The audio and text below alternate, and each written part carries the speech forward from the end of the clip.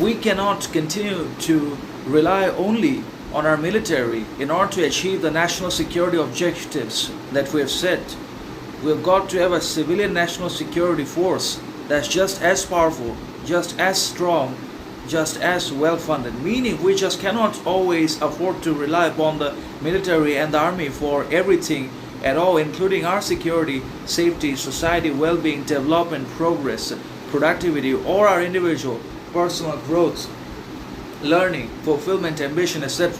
Because if we're always dependent and reliant upon the army for the fulfillment, satisfaction of our ambitions, desires, goals, successes, then we are going to become paralyzed and handicapped by our own inabilities and inconsequentiality, and also because of either lack or absence of talent, capacity, capability, strength, power, influence, agency, character, sovereignty, and many other fundamental critical virtues also in our lives. And that's why we constantly have to be able to not only invest in the individual value and on personal self-development, progress, learning, but also upon societal and collective development, prosperity and strength also.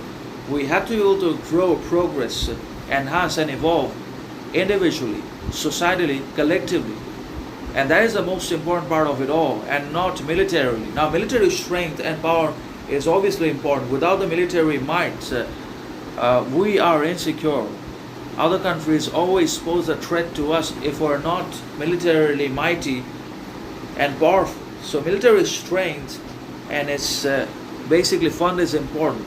But we also have to be able to build a civilian national security that protects the civilians' interests, security, desire all the time, national security force that works particularly for the civilian and individual architecture, purposes, ambitions, all the time. Something that works for the citizens, civilians, and residents of the society or the country, and not just the government all the time.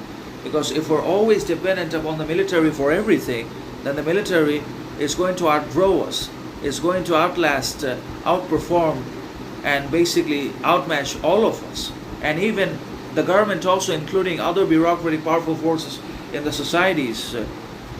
The military is going to become more powerful, influential, dominant than most of the organizations in the society, and that is going to invite the occurrence of the martial law, the rule by the military, and that is going to destroy our individual, collective sovereignty, independence, individuality,